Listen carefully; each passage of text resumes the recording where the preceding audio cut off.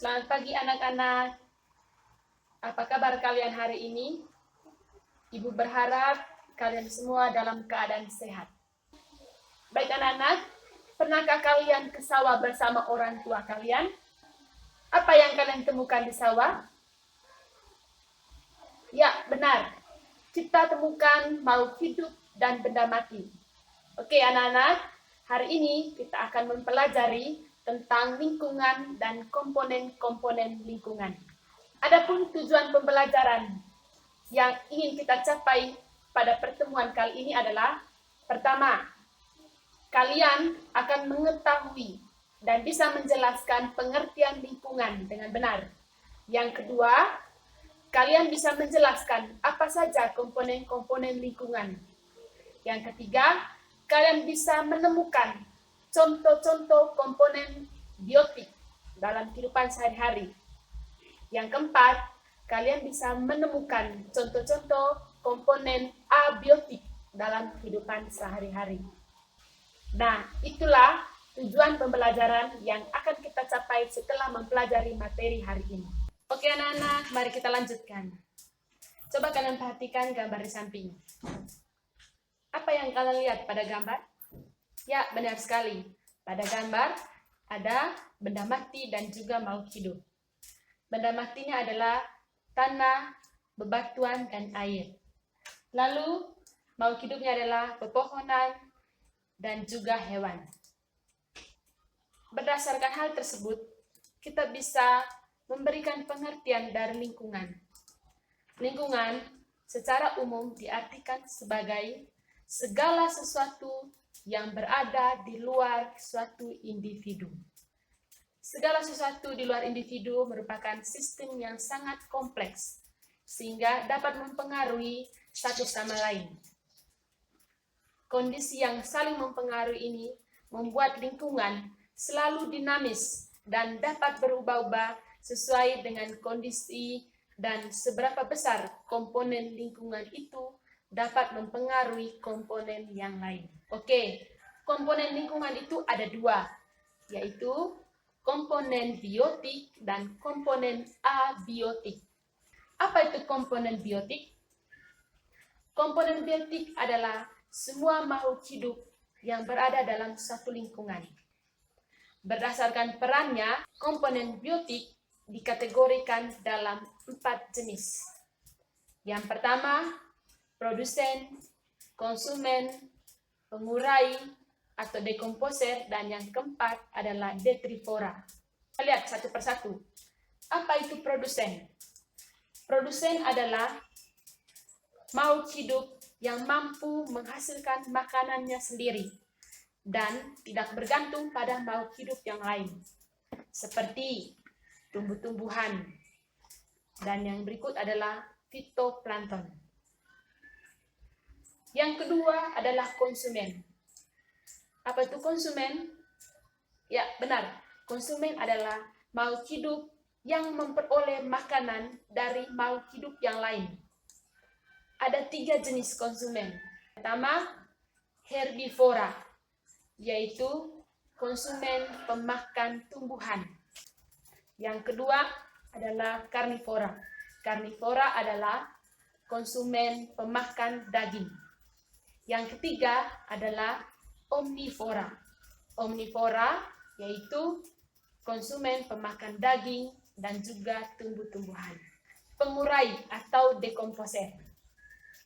Pengurai yaitu makhluk hidup yang memperoleh makanannya dari makhluk hidup lain yang telah mati. Contohnya adalah bakteri dan jamur. Yang berikut adalah detrivora. Detrivora adalah makhluk hidup yang memperoleh makanannya dari bahan-bahan organik. Contohnya adalah cacing tanah, lipan atau kaki seribu, kemudian keliwung. Jadi itu adalah komponen-komponen dari biotik atau makhluk hidup. Sekarang komponen yang kedua dari lingkungan, yaitu komponen abiotik. Komponen abiotik adalah benda mati yang ada di permukaan bumi dan memberikan manfaat serta pengaruh bagi kehidupan manusia dan makhluk hidup yang lain. Ada yang bisa menyebutkan contoh komponen abiotik? Ya, benar. Ada air, ada bebatuan, ada sinar matahari, udara, iklim, topografi, keasaman, garam mineral, dan lain sebagainya. Air. Air merupakan komponen yang sangat vital atau sangat penting bagi kehidupan manusia. Hewan, manusia, tumbuh-tumbuhan membutuhkan air. Cahaya matahari. Cahaya matahari dibutuhkan oleh tumbuhan untuk membuat makanan, yaitu dalam proses fotosintesis. Cahaya matahari juga mempengaruhi kelembapan dan peningkatan suhu atau temperatur udara yang berujung pada kondisi tekanan udara. Secara tidak langsung, semua makhluk hidup dalam kehidupannya itu dipengaruhi oleh cahaya matahari. Udara merupakan komponen abiotik yang sangat penting bagi makhluk hidup lain, secara khusus untuk proses pernapasan. Sedangkan suhu udara adalah derajat panas suatu benda, yaitu apakah suatu benda suhunya panas atau suhunya dingin. Angin adalah aliran udara yang berasal dari rotasi bumi dan juga karena adanya perbedaan tekanan udara di sekitarnya. Angin berperan penting dalam mempengaruhi suatu lingkungan untuk membantu proses evaporasi atau penguapan bagi organisme. Komponen yang berikut adalah kelembapan. Kelembapan merupakan konsentrasi uap air yang ada di udara. Kelembapan secara langsung mempengaruhi iklim dan secara tidak langsung berpengaruh pada pertumbuhan makhluk hidup, khususnya bagi tumbuhan. Iklim adalah kondisi rata-rata cuaca pada suatu waktu dan di suatu tempat di bumi ataupun planet lainnya. Iklim terbentuk akibat interaksi dari berbagai komponen abiotik seperti suhu, air, udara, kelembapan, curah hujan, cahaya matahari, dan lain-lain. Misalnya kita di Indonesia iklimnya adalah apa? Benar, iklim tropis. Garam mineral. Garam mineral terdapat dalam tanah dan fungsinya membantu proses metabolisme dan pertumbuhan suatu organisme. Derajat keasaman atau pH. Pada bahan-bahan yang kita temukan dalam kehidupan sehari-hari, kalau jeruk sifatnya asam, kalau sabun, sampo itu sifatnya basa. Yang berikut, bebatuan dan tanah. Bebatuan dan tanah itu juga mempengaruhi proses kehidupan dari satu organisme. Ada organisme tertentu yang hanya hidup pada kondisi tanah tertentu. Atau juga ada organisme yang hidup pada kondisi tanah yang lain. Yang berikut adalah topografi. Topografi merupakan bentuk dari permukaan bumi.